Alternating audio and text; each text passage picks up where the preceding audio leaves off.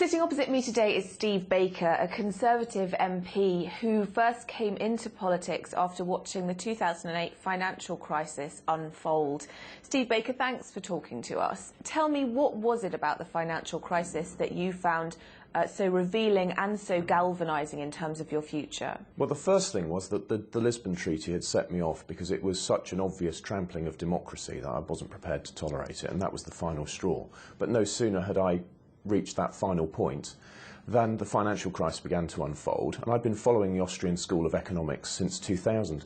When the dot-com bust happened, I was looking for a reason why, because I was doing a master's degree at Oxford trying to get into software, and suddenly my investment didn't look so wise.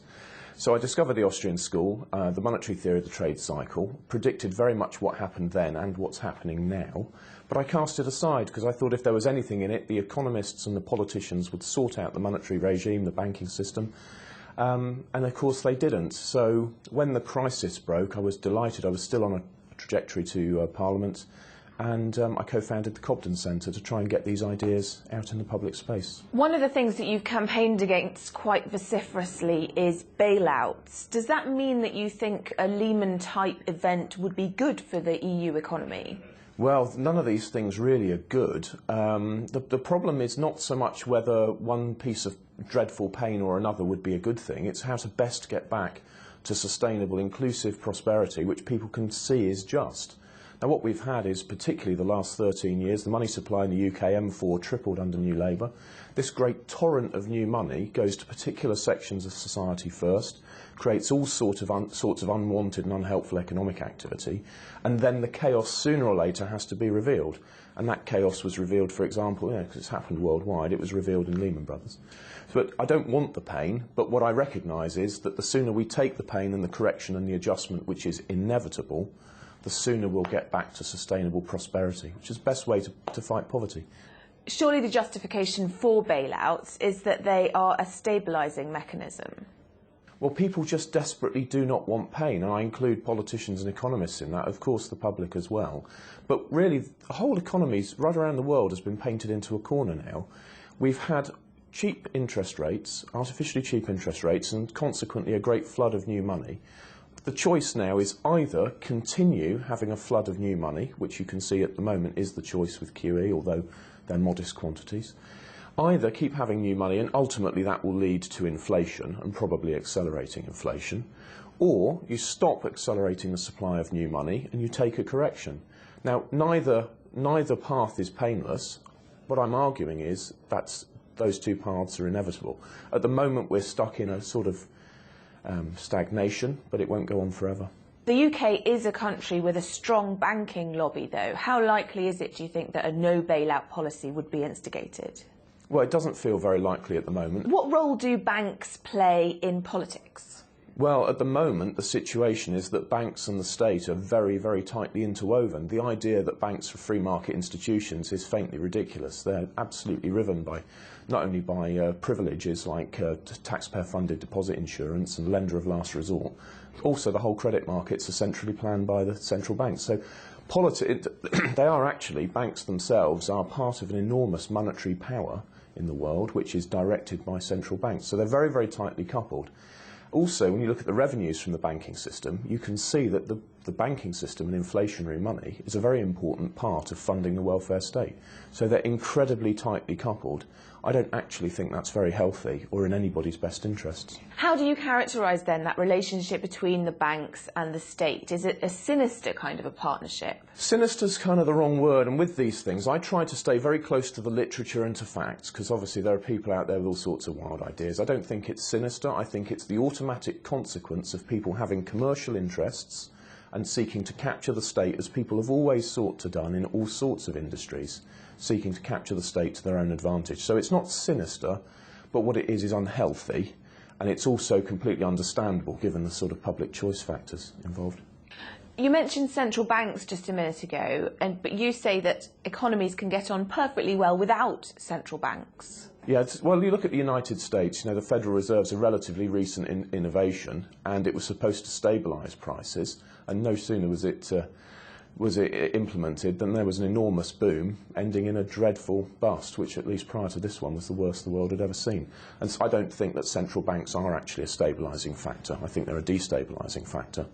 I'm a big advocate of free banking, but you know what? I'm not alone. Alan Greenspan wrote a wonderful essay called Golden Economic Freedom, in which he advocated free banking, as in banking without central banks. So I think we should have this conversation. How would it work, though, without that overseeing body? Well, you know, that's an interesting question, because in more or less any area of economic life, we take for granted that there isn't a central planning authority.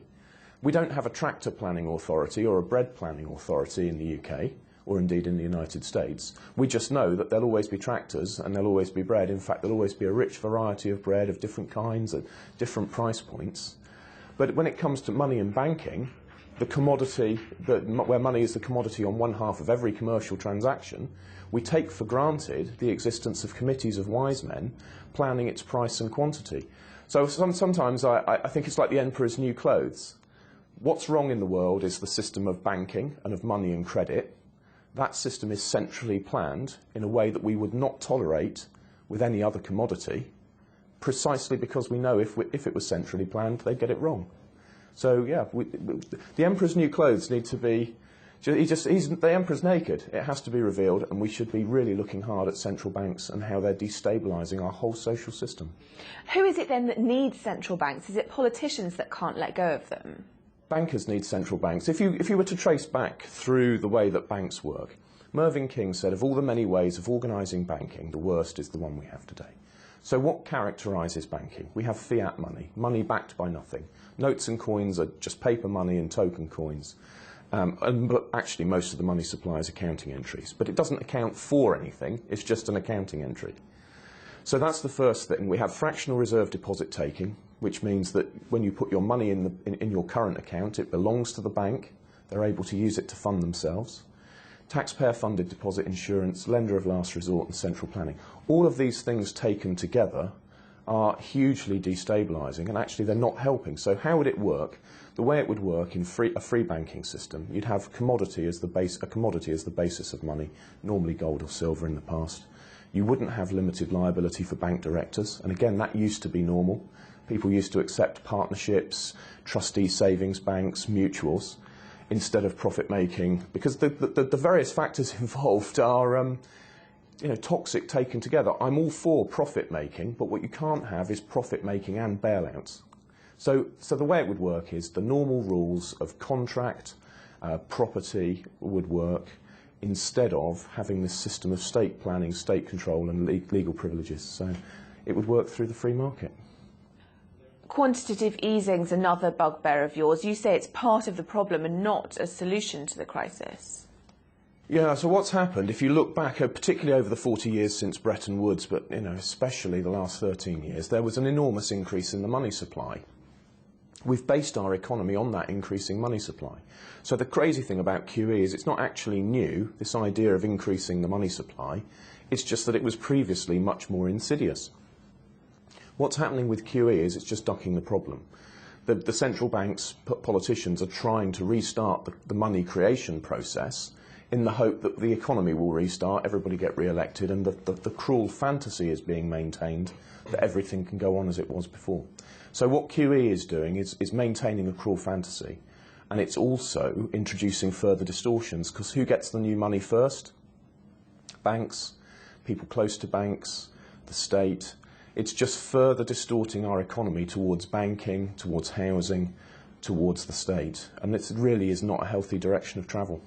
The US, as we know, has done a lot of quantitative easing. How much inflation is the US exporting globally with that policy? Well, I think the US is exporting considerable inflation. In fact, if you look, not particularly a gold bug, but there's a wonderful website, pricedingold.com.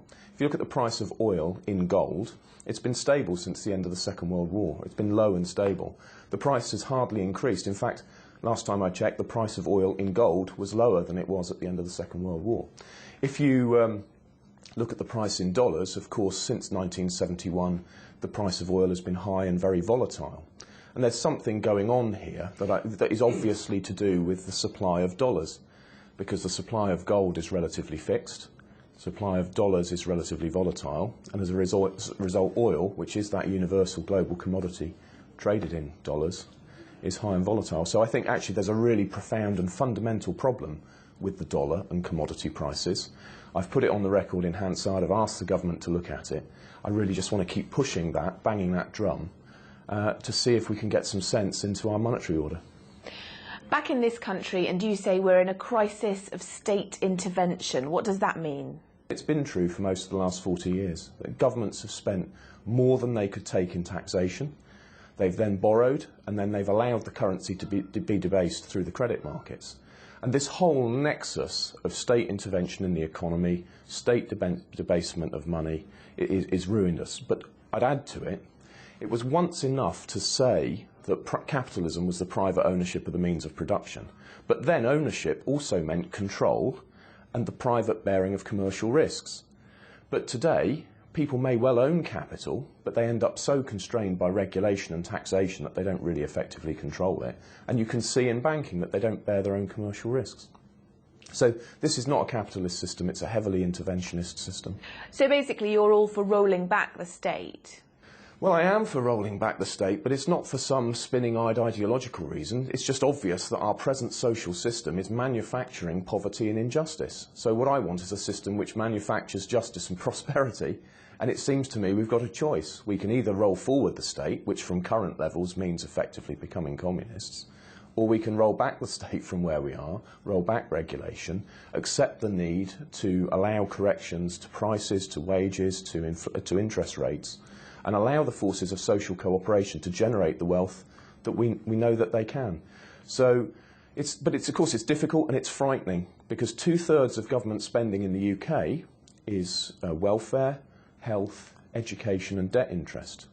Now, we're not going to have lower taxes in a smaller state without reducing spending on those areas. And I recognise that. That's why I talk so often about mutuals. I really think that welfare and health, in particular, would be better delivered by mutualising those services. It is worrying though, isn't it? I mean, if you roll back the welfare state, isn't there a huge risk of leaving the poorest and most vulnerable in society exposed? Well, this is why I'm so insistent that we must change the system of money, because this cycle, it's a complex cycle of state spending on a deficit plus currency debasement to maintain this idea that we can all live at each other's expense through the state. It's increasingly obvious that it is a cruel fairy tale.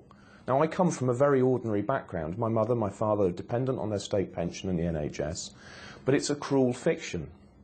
We have to get to the point where we're actually able to sustain ourselves in a way which can go on indefinitely.